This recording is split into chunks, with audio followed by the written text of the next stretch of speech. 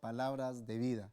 Estamos contentos de darle la bienvenida, poder participar de la palabra del Señor, que ustedes se puedan unir a este estudio. Cada día estamos con diferentes pastores teniendo la palabra del Señor en este espacio tan importante. Bueno, antes de comenzar, vamos a tener entonces la oración para que el Señor Jesús nos bendiga en este momento. Oremos. Bendito Padre que estás en el cielo, te agradecemos, Señor, porque estamos otra vez en este momento listos para estudiar tu palabra. Queremos, Señor, que tú nos guíes de la mejor manera, pero queremos, Señor, hacerlo con mente pura, corazón limpio, Señor, para entender este mensaje tan importante para el día de hoy. Por favor, Señor, acompáñanos. Queremos hacer tu voluntad, pero tenemos que entender tu palabra. Tenemos que tener nuestra mente abierta, lista para enseñar, para ser enseñada, para aprender.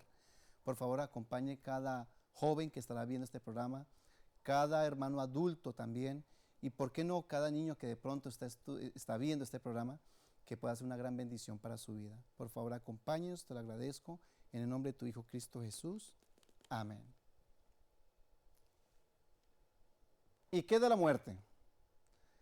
Un tema bastante interesante, un tema a veces polémico. Sabe que muchas personas tienen conceptos distintos en cuanto a la muerte, dependiendo a quien le preguntes, dependiendo a la persona a qué religión pertenezca. Cada uno tiene una idea distinta o diferente de unos de otros en cuanto a la muerte. Y pues nosotros nos basamos solamente en lo que dice la palabra del Señor, en lo que dice la Biblia. Y vamos a tratar, ¿verdad? A tratar de entender en cuanto a este tema que a veces puede ser polémico. Y vamos a ver de que algunos creen que hay vida inmediatamente después de la muerte. Algunos creen que si fue bueno, inmediatamente va al cielo. Si fue malo, va inmediatamente al infierno. Y si de pronto fue más o menos y que hay una posibilidad de pronto salvarse, de ir al cielo, está el purgatorio. Pero ¿será que la Biblia menciona esto? ¿Será que la Biblia enseña tal cosa? En el libro de Juan, en el capítulo 5, verso 28 y el verso 29, las mismas palabras del Señor Jesús nos menciona en cuanto a una resurrección. El capítulo Juan 5, 28 y 29. No os maravilléis de esto, porque vendrá hora cuando todos los que estén en los sepulcros oirán su voz. Verso 29. Y los que hicieron lo bueno saldrán a resurrección de vida, mas los que hicieron lo malo a resurrección de condenación. Entonces claramente vemos en este texto que va a haber una resurrección, unos para salvación y otros para perdición. Pero para poder entender el tema de la muerte tenemos que comenzar en sí, ¿qué es el hombre? ¿Cómo es que el hombre está formado? Tenemos que ir al libro de Génesis, porque allí se menciona cuando Dios creó al hombre. El capítulo 2 y el verso 7. Capítulo 2 y el verso 7 de Génesis dice de la siguiente manera. Entonces Jehová Dios formó al hombre del polvo de la tierra y sopló en su nariz aliento de vida, y fue el hombre un ser viviente. Varias cosas tenemos que analizar de este texto. Primero que todo, deja bien en claro que es Dios que forma al hombre, no como algunos creen que venimos del mono o de algún animal, ¿verdad? No, es Dios que forma al hombre del polvo de la tierra. En este caso sería polvo mojado, sería como barro, ¿verdad? Donde nos forma Dios. Dios formó, lo que hizo fue el muñeco, ¿verdad? La persona. Y luego dice que ya teniendo ese muñeco formado, dice, y sopló en su nariz aliento de vida. Y la combinación de la parte física del hombre, ¿verdad? El polvo de la tierra, y ese soplo, aliento de vida, el resultado es que fue el hombre un ser viviente. Ahora, en algunos Biblias tendríamos de pronto un poquito de problema en cuanto a la traducción. Esta versión que yo estoy utilizando, que es la versión más popular en el cristianismo, es la Reina Valera del 60. Termina diciendo que fue el hombre un ser viviente. Pero puede ser de que tú tengas una Biblia que en vez de decir fue un ser viviente, fue un alma viviente. Entonces, ¿cómo es eso? ¿Cómo sería esa versión? Alguien va a decir, no, pero mi Biblia no dice eso. Bueno, el apóstol Pablo va a citar el mismo texto, por lo menos esta versión del 60, y no dice, como dice en Génesis 2.7, que fue el hombre un ser viviente, sino que fue un alma viviente. ¿Cuál es ese texto? 1 Corintios 15, 45. 1 Corintios 15 y el verso 45.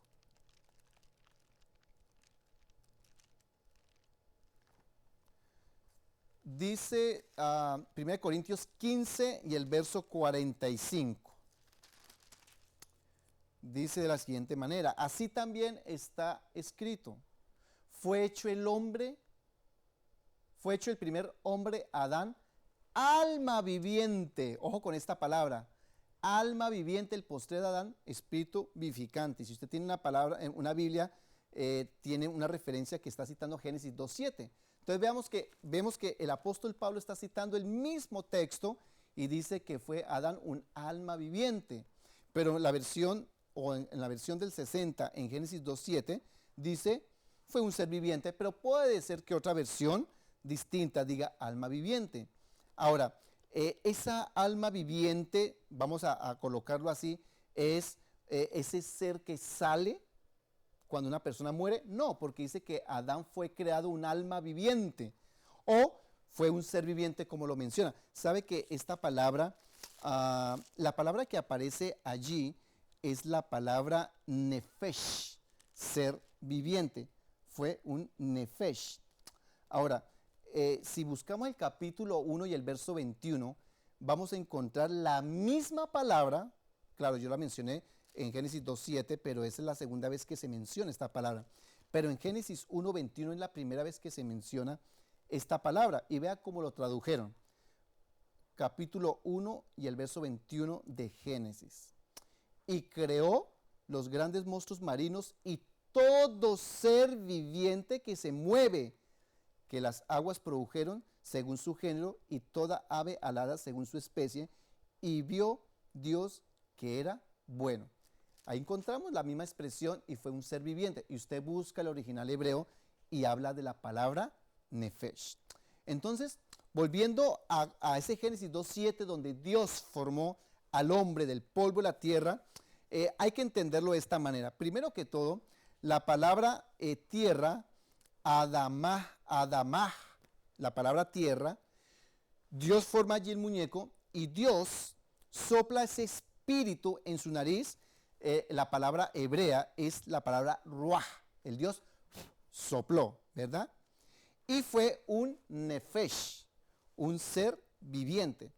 Pero sabe que uno se pone a buscar esta palabra nefesh en otros escritos y vamos a ver que se puede significar varias cosas. Puede significar hombre, puede ser vida, se puede referir a la parte de los sentimientos, espíritu. Bueno, se puede significar muchas cosas. Simplemente que leyendo el contexto nos va a ayudar qué es lo que realmente está queriendo decir. Ahora, yo tengo que decir, antes de seguir con este tema, la palabra, recuerde que la palabra alma o el alma, ¿de dónde viene todo este asunto de creer de que hay vida después de la muerte? Es muy sencillo. Obviamente que esto viene todo de la religión babilónica que se extendió por diferentes partes del mundo. Muchas tribus indígenas, muchas culturas antiguas en diferentes partes del mundo creían de que inmediatamente o cuando se muriera todavía seguía viviendo algo de esa persona, que en nuestro pensamiento actual es el alma que todavía sigue viviendo. Ustedes van a encontrar que dicen algunos, oh, el alma de cierta persona me visitó, el alma vino y habló conmigo, el alma de tal persona está enojada o está triste o está alegre por ciertas circunstancias, ¿ok? Muchos de ustedes han escuchado este asunto, pero vamos a entender que primero que los babilónicos regaron esa idea que había una creencia de una vida después de la muerte. Pero no es sino Sócrates. Sócrates viaja a Egipto para conocer esa idea de la muerte, ¿sí? Especialmente cuando se sepultaban los faraones. Los faraones eran sepultados incluso con comidas, con sus tesoros, ¿verdad? Incluso hasta con sus sirvientes. Eran en un cuarto grande, estaba el lugar allí donde lo colocaban su cuerpo, pero allí colocaban personas que habían incluso servido con ellos estando vivos, y lo que hacían era sellar la puerta y nadie podía escapar. ¿Y por qué? Porque se creía que el faraón en el más allá incluso con comida los enterraba, entonces porque creía que todavía iba a seguir comiendo, que los faraones iban a tener la necesidad de la servidumbre, ¿verdad? Sus tesoros. Y pues déjeme decirle que después de muchos años, después de muchos siglos, incluso de milenios, han destapado algunos tumbas egipcias y allí encontramos el tesoro, la comida descompuesta, en fin, todo queda allí. Entonces Sócrates lo lleva a Grecia, ¿verdad? Y a través de los tiempos se fue enseñando esa idea del tema del alma. Después de que los griegos invadieron todo lo que se conoce como Israel y todo este asunto, ellos empezaron a sembrar esa cuestión de la inmortalidad del alma. Ustedes van a recordar cuando Jesús iba caminando por el agua, sobre el agua, dice la Biblia que los apóstoles creyeron que era un fantasma. Claro, ellos se habían contaminado con esa idea del fantasma, ¿verdad? De la vida incluso después de la muerte. Pero vamos a ver qué es lo que realmente sucede cuando una persona muere. En el libro de Eclesiastés, recuerden que una doctrina bíblica no solamente se sostiene por un solo versículo, sino que también por muchos versículos, tanto del Antiguo y del Nuevo Testamento, para poder entender este tema. El libro de Eclesiastés, vamos a Eclesiastés. El capítulo 12 y el verso 7. 12 y el verso 7. Vamos a ver qué sucede cuando el hombre muere. Y el polvo vuelve a la tierra como era. ¿Y qué era? Polvo, barro, ¿verdad? Y el espíritu, o sea, el ruaj, el soplo de vida, vuelve a Dios que lo dio. O sea, queda claro, la parte física vuelve a la tierra. Ese soplo, esa energía que Dios dio al hombre para que viva, vuelve a Dios y el hombre deja de ser, ese ser viviente deja de ser. Es como la lámpara, vamos a colocar en el tema de la lámpara. Por ejemplo, ¿la luz necesita dos elementos para hacer luz? Claro que sí. Por ejemplo, tenemos la lámpara, pero la lámpara es la parte física, ¿ok? Tenemos la parte física. Igual que el hombre, está el polvo y la tierra con la que formó el hombre. Luego viene la energía, o sea, el soplo de vida. En este caso sería la energía que va por la corriente eléctrica, llega a esta lámpara y hay luz. Necesitamos dos elementos, igual el hombre. Tiene que ver la parte física, tiene que ver la energía y es un ser viviente. Ahora, el asunto es que el alma, esa palabra alma tiene sus problemas. Yo soy los que considero que la palabra alma nunca se debió haber colocado en la Biblia. ¿Por qué? Porque tiene ese concepto dualista de los griegos, de que cuando se muere hay vida después, ¿verdad? Inmediatamente o después, ¿cierto? Quiero decir, inmediatamente después de su muerte. Entonces, yo considero que la palabra alma no debería estar en la Biblia porque trae ese problema. Entonces, como se tiene esa idea de la vida inmediatamente después de la muerte, o que el alma es inmortal, entonces cuando la persona encuentra un texto y lee en algunos contextos, ¿verdad? Dependiendo, especialmente cuando hay personas que han muerto, leen la palabra alma, cree que hay vida después de la muerte, pero vamos a ver que el alma también muere. El alma puede llegar a morir. Eso lo vamos a ver un poquito más adelante. Entonces, nosotros conocemos la historia, ¿verdad? Que en el capítulo 2 y el verso 17, Bueno, vamos a leer el capítulo 2, verso 15 al 17, que Dios cuando colocó a Adán y Eva en el huerto de Edén, en Edén, Dios hizo una advertencia. ¿Cómo les dijo? Verso 15. Tomó pues Jehová Dios al hombre y lo puso en el huerto de Edén para que lo labrara y lo guardase. O sea, Dios puso al hombre, ¿verdad? Labrar quiere decir trabajarlo, cultivarlo y lo guardase, o sea, que lo cuidara, lo protegiera. Muchos creen que el trabajo es después del pecado. No, aquí estamos hablando antes del pecado.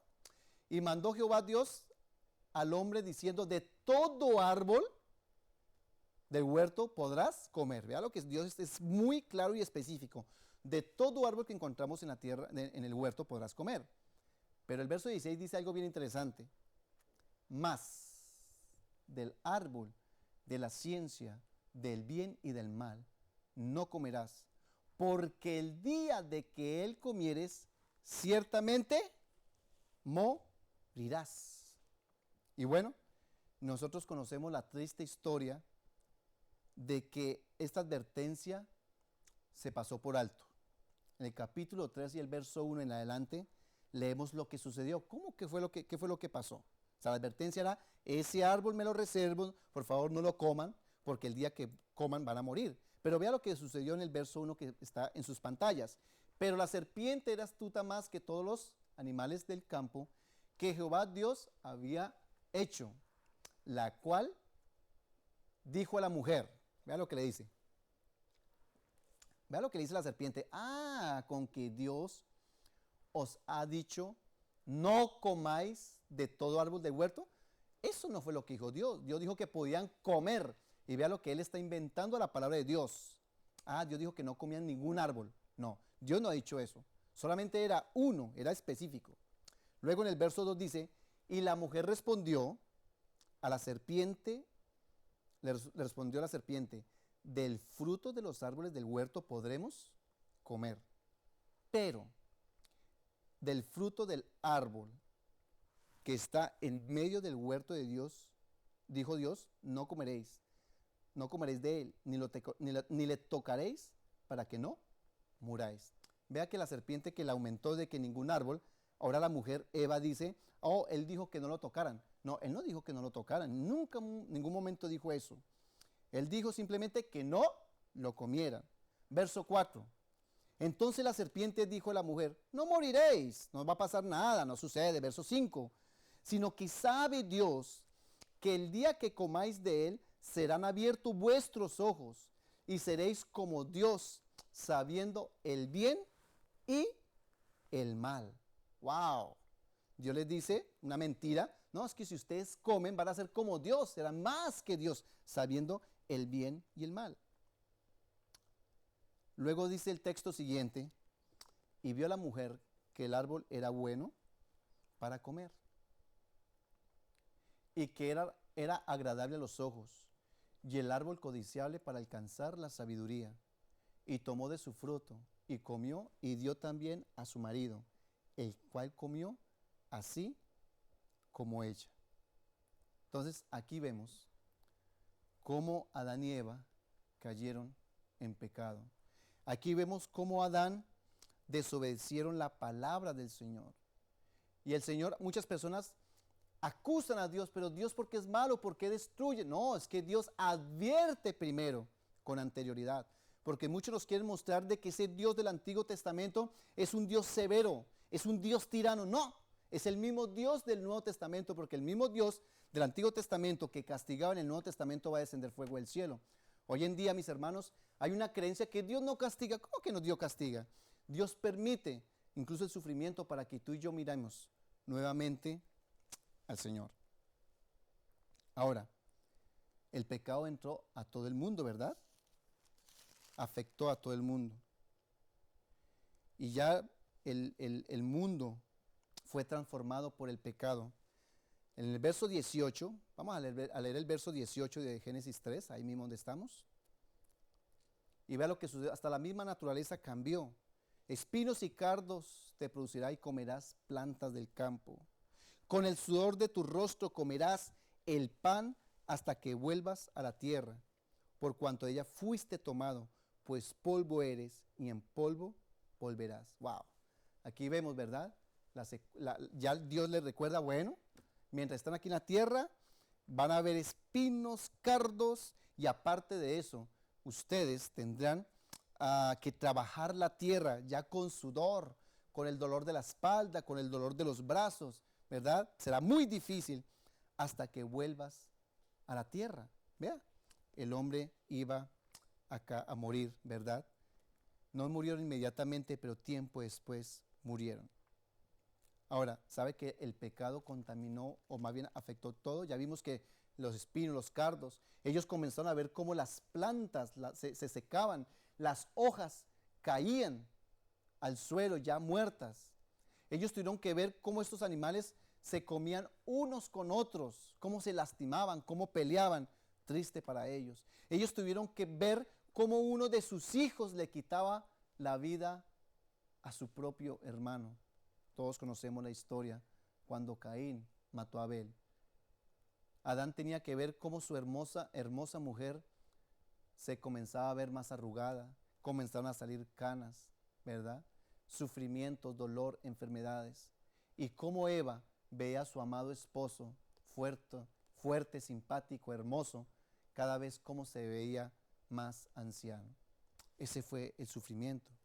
En el libro de Romanos capítulo 5 y el verso 19, el apóstol Pablo nos menciona cómo el pecado pasó a todos. El capítulo 5 y el verso 12 dice de la siguiente manera: por tanto, 5:12, Romanos 5 y el verso 12. Por tanto, como el pecado entró en el mundo por un hombre, y por el pecado la muerte, así la muerte pasó a todos los hombres, por cuanto todos pecaron.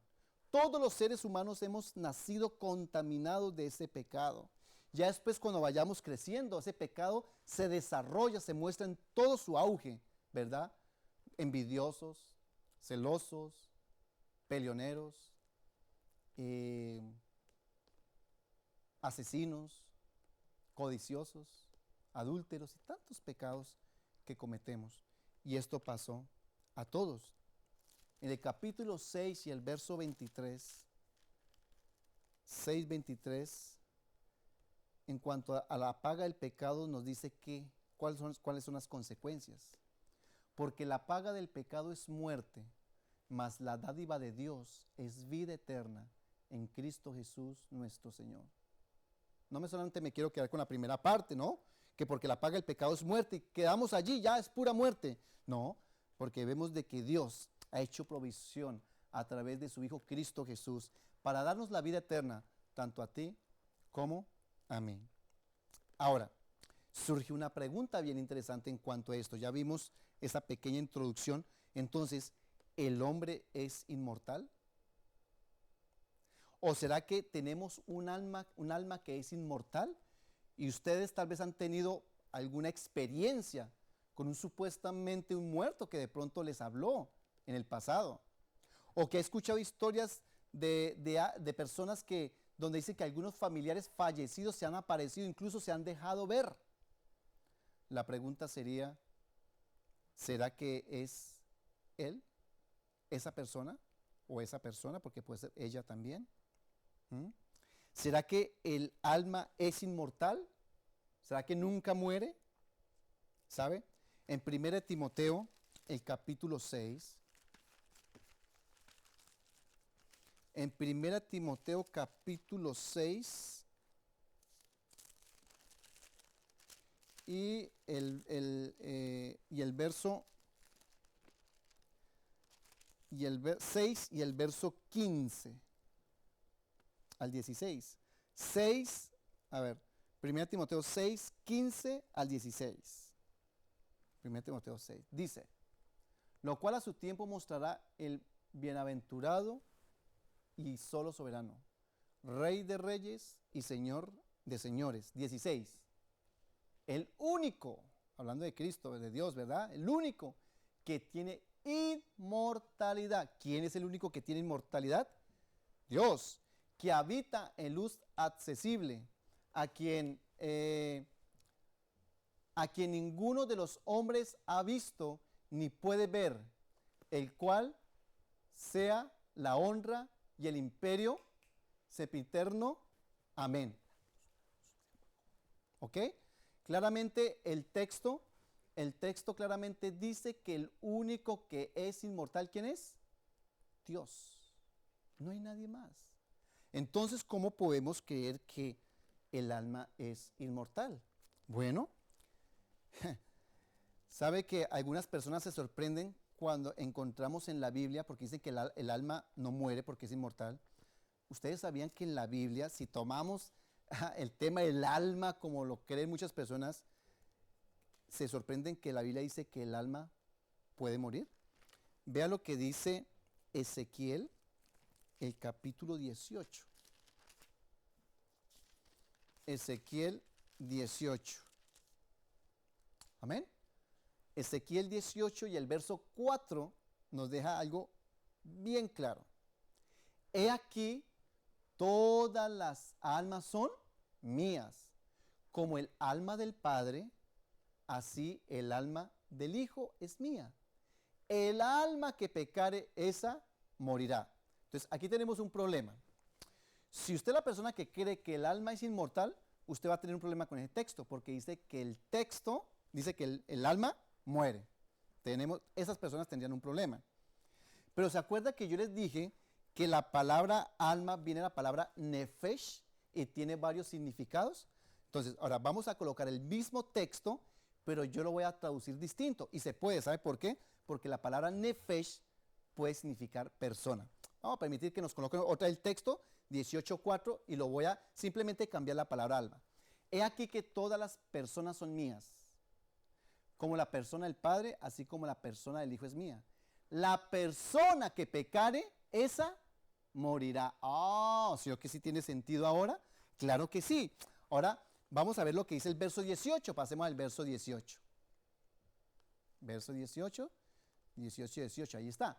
Su padre, por cuanto hizo agravio, despojó violentamente al hermano e hizo en medio de su pueblo lo que no es bueno. He aquí que él morirá por su maldad. Vean lo que dice, él morirá por su maldad. Verso 19. Y si dijeres, ¿por qué el Hijo no llevará el pecado de su Padre?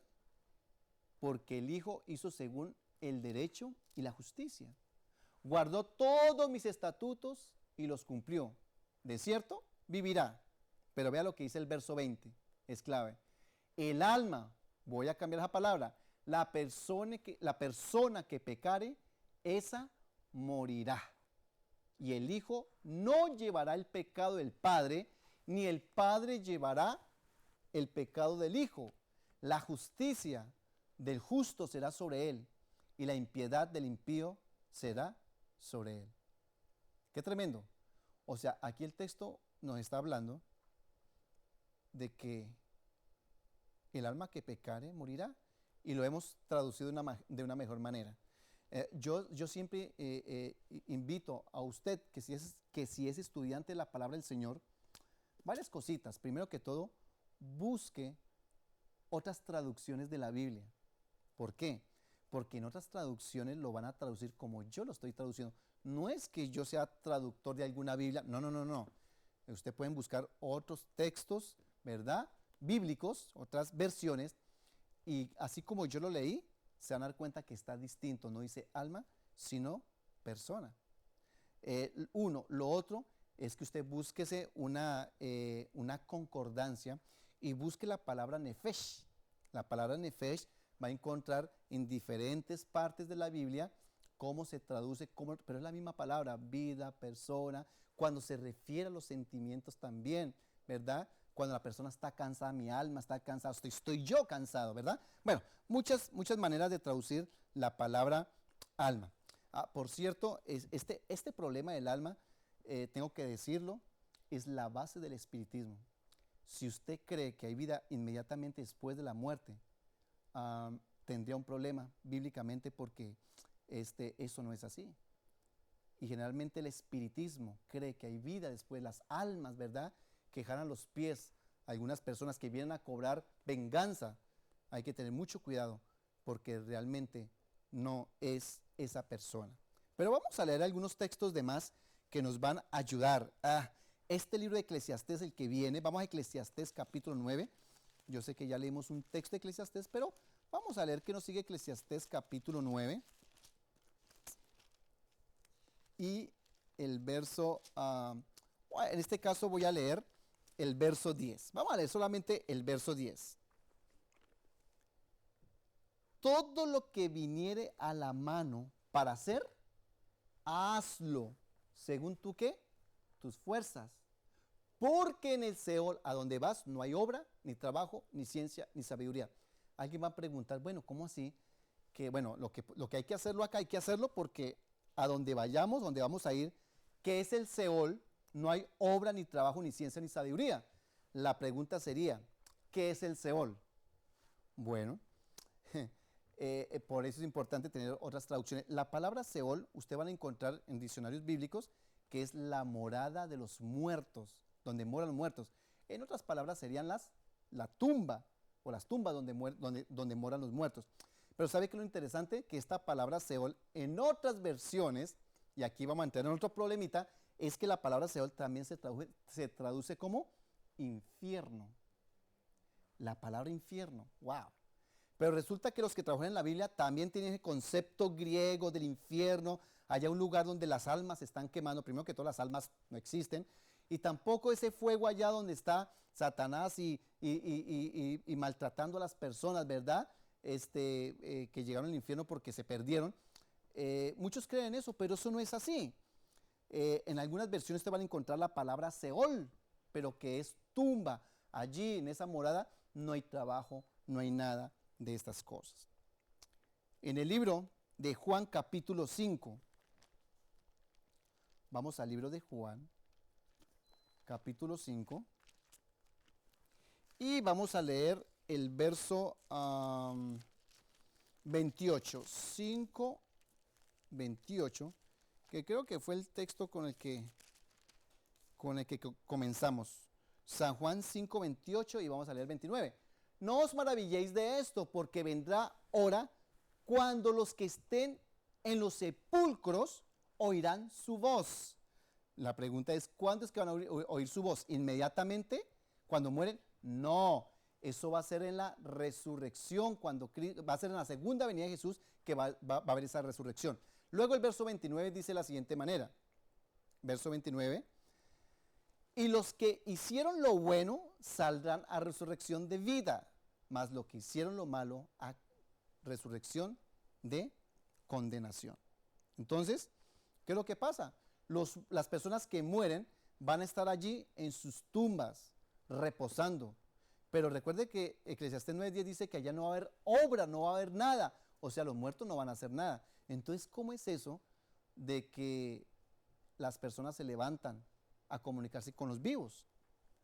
Bueno, vea lo que dice Job 17:3. Job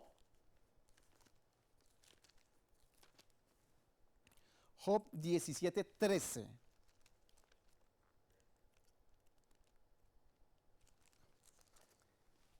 Dice Job, si yo espero el Seol es mi casa, haré mi cama en las tinieblas. Se está refiriendo a la tumba. Si yo espero el Seol es mi casa, la tumba, haré mi casa en las tinieblas. Luego el capítulo 7 y el verso 21. Vean que aquí Job nos está ayudando para entender un poquito qué sucede con los muertos. Job 17 y el verso 21. Dice, 7:21, ¿y por qué no quitas mi rebelión y perdonas mi iniquidad? Porque ahora dormiré, ¿a dónde? En el polvo. Job 17:21.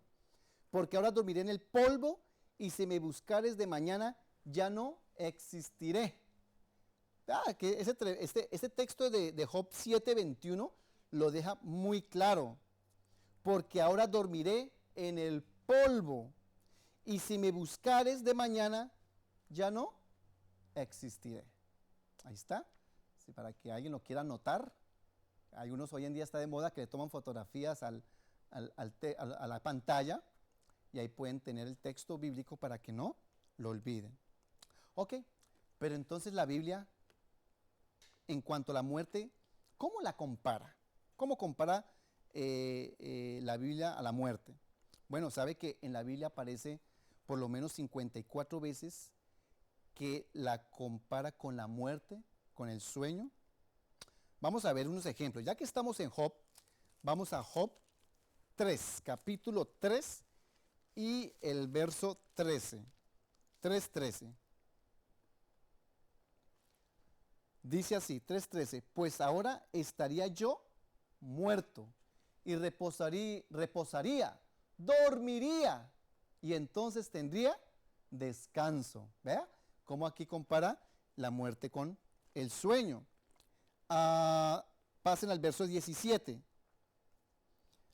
Dice el verso 17, allí los impíos, el mismo, ahí está, allí los impíos dejan de perturbar y allí descansan los de agotadas fuerzas. Verso 18. Allí también reposan los cautivos. No oyen la voz del capataz. Verso 19. Allí están el chico y el grande y el siervo libre de su Señor. Ahí vemos, ¿verdad? Que ellos tanto, y le voy a sumar algo, ¿no? Los ricos, los pobres, el chico, el grande, cualquier persona que llegue a morir simplemente allí descansa y no pasa nada más. Alguien va a decir, sí, pero ese es el Antiguo Testamento. ¿Será que el Nuevo Testamento nos dice algo que compare la muerte con el sueño? Sí, claro, el libro de Juan, el capítulo 11, ustedes recordarán la historia cuando Lázaro fue muerto. Y allí es bien interesante porque este texto de Juan, a Jesús lo fueron a buscar para decirle que el que amaba estaba enfermo. Y él no fue inmediatamente y murió. Cuando fue ya han pasado 4 días. Y vea lo que dice el verso 13. No, 12. Vamos a leer del verso 12.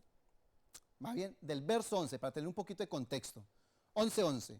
Dicho esto, les dijo después, nuestro amigo Lázaro duerme, mas voy a despertarle. Claro, porque ya habían dicho que él ya había muerto. Dijeron entonces sus discípulos, Señor, si duerme, sanará. Pero vea lo que dice el verso 13. Pero Jesús decía esto de la muerte de Lázaro. Y ellos pensaron que hablaba del reposo, del sueño. O sea, para el Señor Jesús, la muerte lo compara como ¿qué? Como el sueño. Y bueno, podríamos hablar de varios textos donde se comparan el sueño con la muerte. Ahora, ¿por qué se hace esta comparación de que la muerte es como el sueño? Bueno, usted cuando está despierto en el día, digamos que usted se levantó a las 5, 6 o 7 de la mañana y se acostó a las 9, 10, 11 de la noche, usted ve el tiempo cómo va pasando, ¿verdad? Pero cuando usted se acuesta a dormir, vamos a hacer de cuenta de que usted se acostó a las 9, 10 de la noche, se levantó 5, 6, 7 de la mañana, y si usted no se despertó para nada en la noche, pues usted no va a tener como esa noción del tiempo. Usted cerró los ojos y ya cuando lo despertó, wow, ya amaneció. Usted no puede sentir esas 6, 7, 8 horas que durmió, no. Por eso lo compara. Ahora, cuando Cristo venga a resucitar los muertos, claro, van a haber personas que murieron días, meses, semanas, años, siglos. Es más, van a haber personas que van a resucitar que estuvieron por milenios. Y allí los que están en estas tumbas no van a sentir nada. ¿Ok? El paso del tiempo, imagínense, sería algo injusto. El pobre Abel, después de que se levante y maltratado, diciendo a esa tumba, uy, esos 6,000 años en esta tumba me tenía maltratado. No, porque no van a sentir nada. Nadie va a sentir nada. Van a volver a resucitar, van a resucitar, ¿verdad? Tomar lo que era, ¿verdad? Van a tener conciencia en ese momento, pero van a recordar tal vez lo último que ellos de pronto vieron. Ahora, en el capítulo 9 de Eclesiastés, que fue un texto que ya leímos, pero es importante leerlo porque el libro de Eclesiastés nos trae varias información importante. Eclesiastés capítulo 9. Capítulo 9. Y vea lo que dice el verso 5. Eclesiastés 9:5. Porque los que viven saben que han de morir, pero los muertos nada saben, ni tienen más paga, porque su memoria es puesta ¿qué? En el olvido. Pero vea lo que dice el verso 6. Porque los que viven saben que han de morir. El verso 6. También su amor, vamos a colocar el verso 6, 9:6.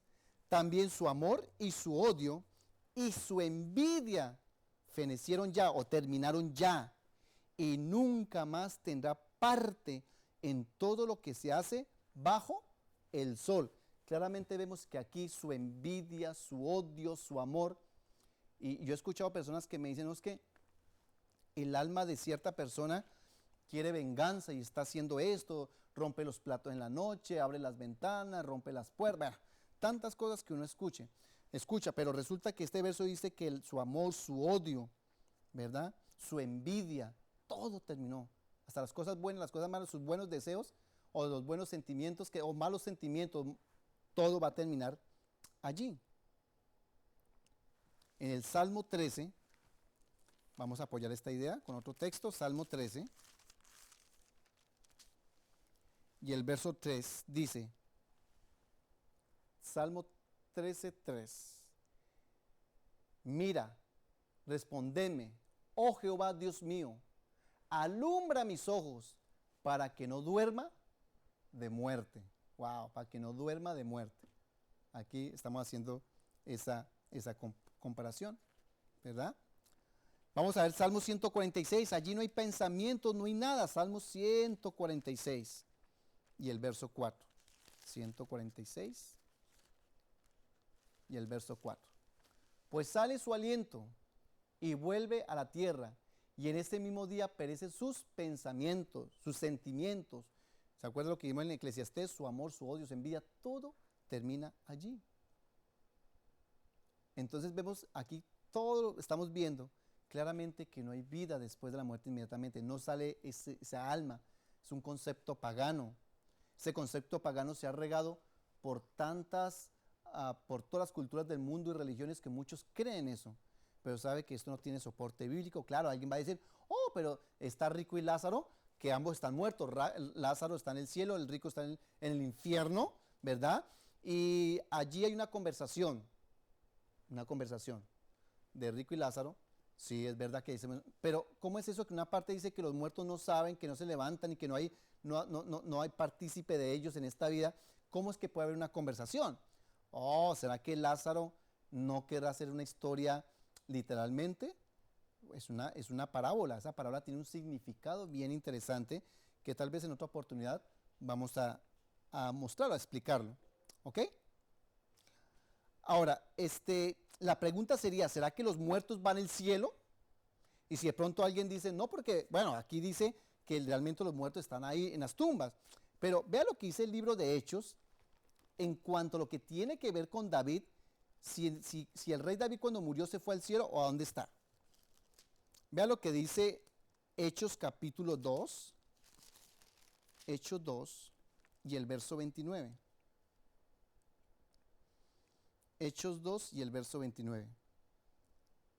Varones hermanos, no os puede decir libremente del patriarca David, que murió y fue sepultado, y su sepulcro está con nosotros hasta el día de hoy. Verso 31.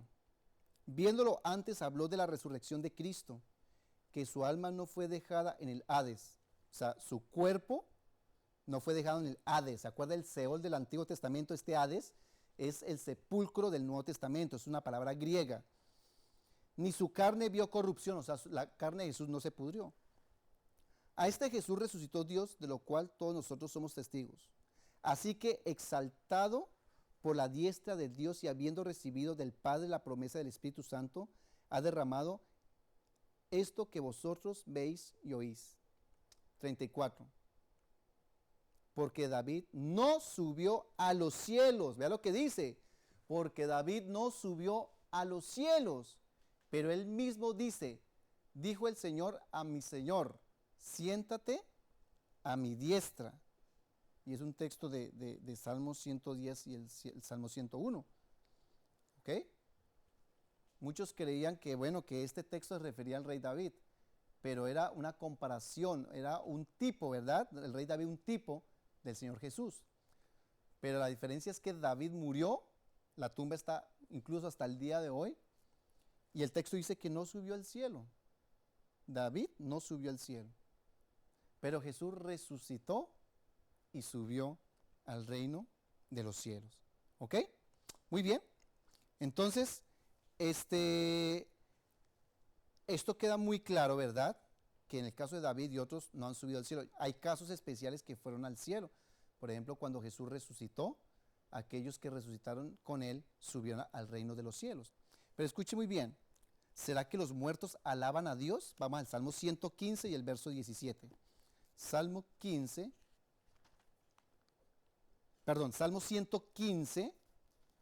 y el verso 17.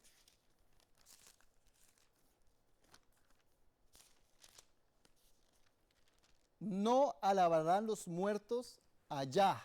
Algunas versiones dicen, no alabarán los muertos a Jehová, ni cuantos descienden al silencio. Clarito, ¿verdad? Los muertos no alaban a Dios. Salmo 6.5, vamos a Salmo 6.5. Allí nos va a mostrar esto mismo, Salmos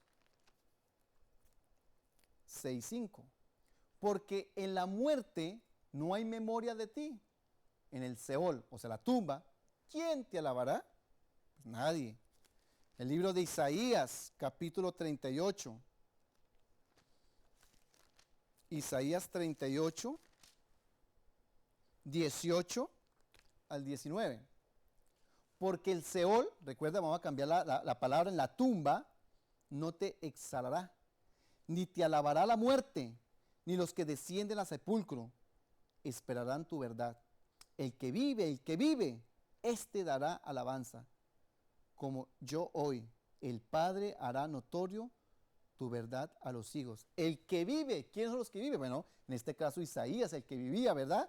El que vive es el que alaba a Jehová. Tú alaba a Jehová, yo alabo a Jehová. Cualquiera que esté vivo, alaba a Jehová. Pero los muertos no pueden hacer esto. Ahora, algunos yo he escuchado decir, pero es que vino a mi casa y habló conmigo, se sentó en una silla conmigo y hablamos. ¿Sabe que el libro de Job dice que los muertos no vuelven a su casa? El libro de Job capítulo 7 y el verso 7, 7 en adelante, Job 7:7, dice, acuérdate de mi vida. Acuérdate, mi vida es un soplo,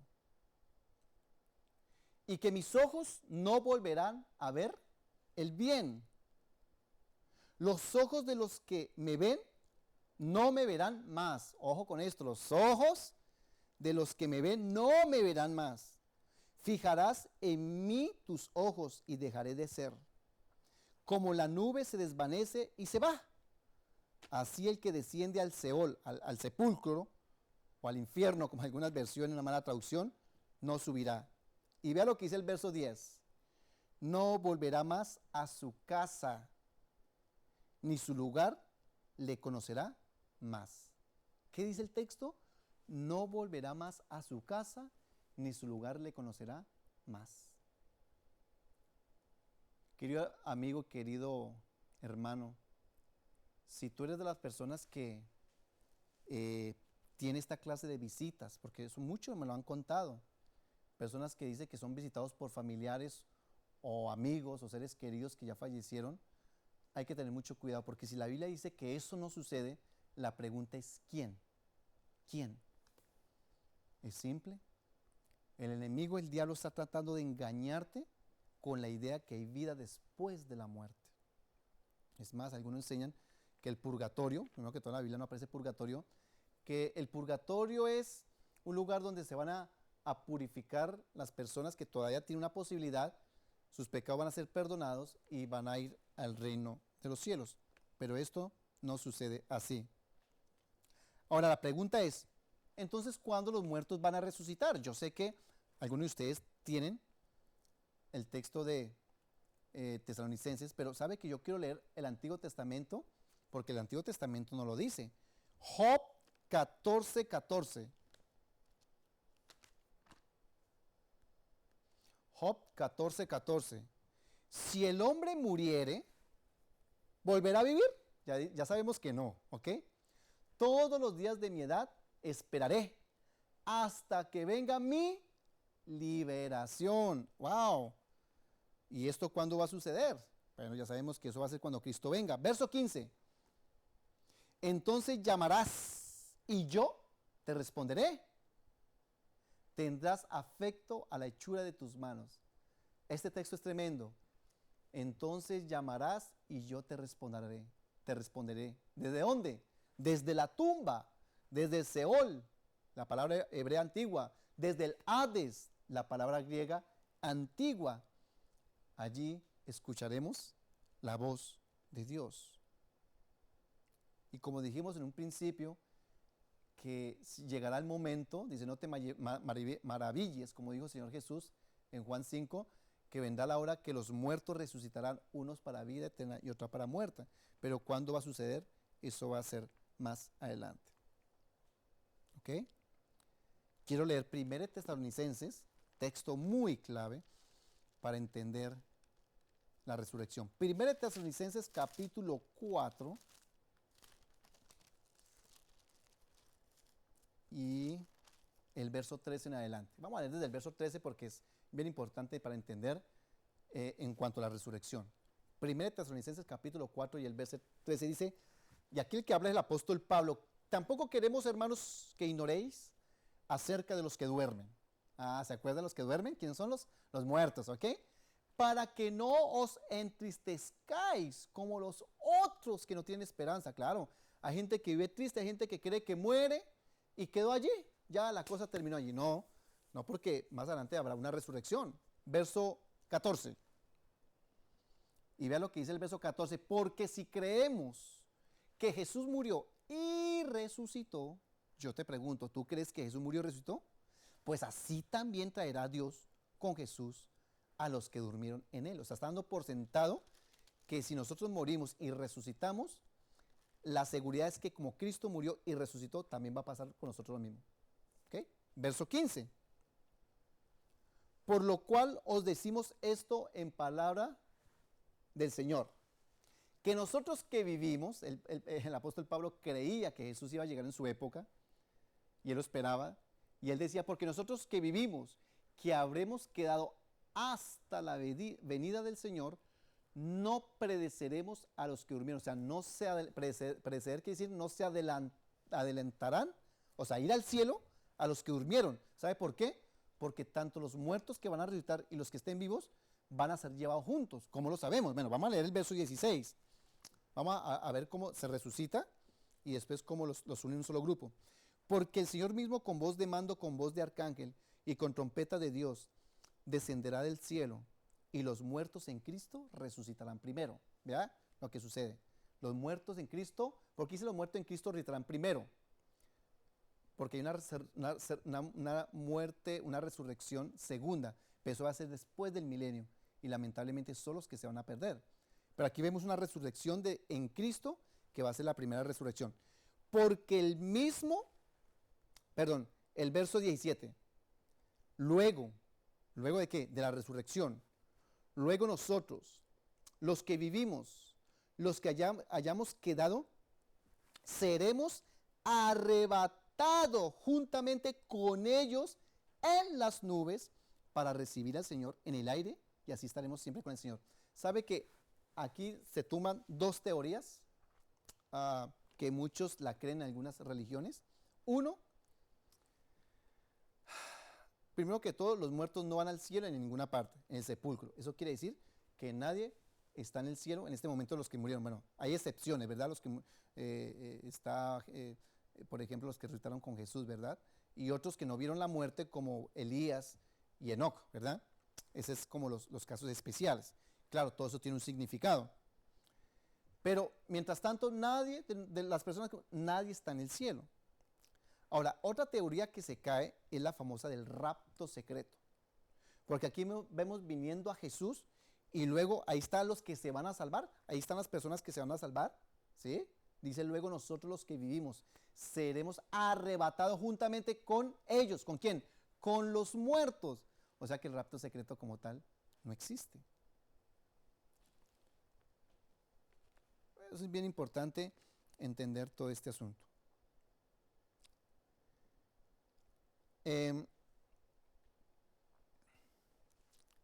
La venida del Señor marcará algo precedente muy importante para la raza humana. El pecado se acabará, ¿verdad? Y en el estudio anterior a este, estuvimos viendo que vamos a ir al reino de los cielos. Sería bueno que ustedes de pronto vieran o leyeran, vieran el video anterior que hablo sobre la verdad del cielo. ¿Qué es del cielo? ¿Sí? Y en aquella morada donde Dios tiene su trono, donde está la santa ciudad, estaremos viviendo por un tiempo. ¿Sabe? Los que van a resucitar y los que vayamos a ir al cielo sin ver la muerte, verán, ¿verdad?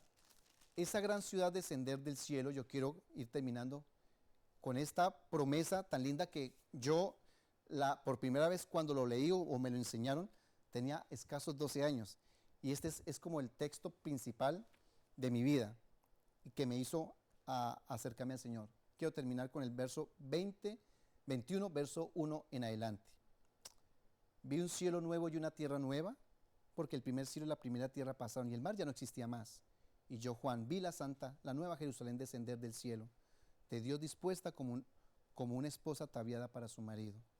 Y oí una gran voz del cielo que decía: he aquí el tabernáculo de Dios con los hombres, y Él morará con ellos, y ellos serán su pueblo, y Dios mismo estará con ellos como su Dios. Enjugará Dios toda lágrima de los ojos de ellos, y ya no habrá muerte, ni habrá más llanto, ni clamor, ni dolor, porque las primeras cosas pasaron. Esa es la invitación que el Señor tiene para nosotros. ¿Que aquí vamos a morir? Sí, pero ¿cuál es el problema? Dios tiene poder para resucitarnos. Querido amigo, si algún familiar tuyo ha muerto, solamente queda prepararnos todos nosotros para tener por lo menos la posibilidad de encontrarnos con nuestros seres queridos cuando Cristo venga por segunda vez. No cerremos nuestro corazón, no cerremos nuestra mente. Estiremos nuestras manos a Dios, que Dios tiene su mano estirada para agarrarnos y tomarnos para salvación. Yo quiero hacer una oración por ti, una oración que te invite a buscar de Dios, a encontrarte con tus seres queridos. Y vamos a colocarnos de rodillas para orar. Oremos. Bendito Señor, quiero pedirte por esas personas que están viendo este estudio tan importante, la verdad sobre la muerte. Hay muchos textos que de pronto no estudiamos, pero lo poco que leímos y estudiamos deja claro que no hay vida inmediatamente después de la muerte, sino que hay vida cuando tu Hijo venga por segunda vez. Y resucitaremos con cuerpos transformados, como lo vimos en el último estudio. Y vamos a morar en el cielo contigo por la eternidad. Y que este planeta Tierra será también transformado y viviremos aquí, siempre con nuestros seres queridos. Ayúdanos a prepararnos para encontrarnos con nuestros seres queridos que ya murieron. Y si nosotros morimos, pues que tengamos la seguridad de que tú nos resucitarás. Gracias, bendito Padre, por enviar a tu Hijo a morir por nosotros. Gracias porque a esa muerte le debemos nuestra salvación. Gracias porque el Espíritu Santo también hace un trabajo en cada uno de nosotros, llevándonos a salvación y dándonos a conocer toda verdad. Gracias, Señor, y bendice a cada persona que nos está escuchando. Llénanos del poder de tu Santo Espíritu. Te lo agradezco en nombre de tu Hijo Cristo Jesús. Amén.